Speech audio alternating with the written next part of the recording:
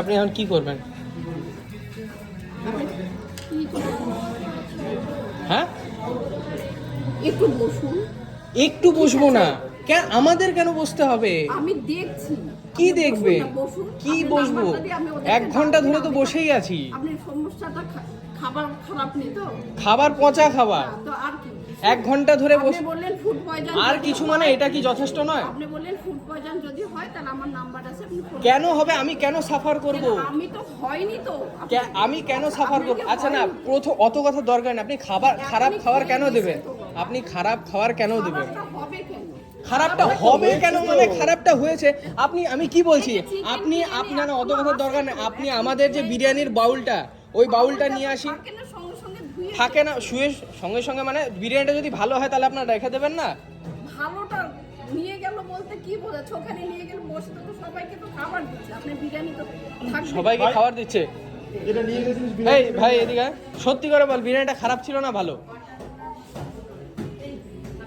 হ্যাঁ,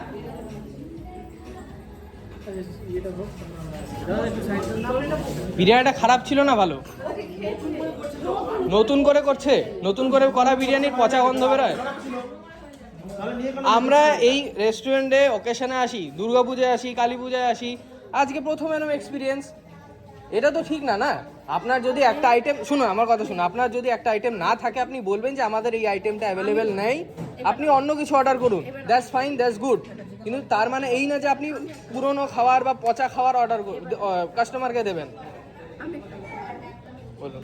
আপনি তো আমার অফিসে আসছেন। হ্যাঁ, আসছি। নিশ্চয় খারাপ খাবার পাননি। পাইনি, হ্যাঁ, পাইনি। ওই জন্যই তো আসছি। হ্যাঁ, নিশ্চয় আপনি সেই জন্যই আসছেন। ঠিক আছে। এইবার খাবারটা আমি জানি না ভেতরে কি হচ্ছে। আচ্ছা, রান্না আজকের খাবার ঠিক আছে। আজকের হয়তো আপনার কাছে খারাপ লাগতে পারে। খারাপ লাগতে পারে না, খাবারটা পচা। এইখান থেকে একটা খাবারের পচা। আর শুনুন, আমরা পাগল নই যে একটা এরকম পুজো ঘন্টার দিনে এসে আমরা এখানে ফালতু ক্যাচাল করবো, আমরা পাগল না। কাস্টমার আছে, কিন্তু আপনি বলতে পারেন আপনি খাবারটা এটা হতে পারে। আমরা অনেকক্ষণ ধরে বলেছি, অনেকক্ষণ ধরে ওখানে এসেছি। আপনি যখন জানেন যে আপনার দোষ, আপনার আর্জেন্ট ইমিডিয়েট সব কাস্টমার ছেড়ে ওখানে যাওয়া উচিত। কারণ একটা কাস্টমারের রিভিউ খারাপ হওয়ার একজনকে ওয়েট করানোর মধ্যে কিন্তু তফাৎ আছে। আমার রিভিউ খারাপ হলে আমি 10টা লোককে বলবো, এই যে যতজন আছে সবাই দেখছে, আর এই যে আমি ভিডিও করছি, এই ভিডিওটাও পোস্ট করবো, ঠিক আছে? যে আপনি এখানে পচা বিরিয়ানি দিলেন আমাকে। বিলটা করুন, কত হয়েছে দিয়ে আমাকে দিয়ে দিন, আমরা বের হয়ে যাচ্ছি। ফুড পয়জন হলে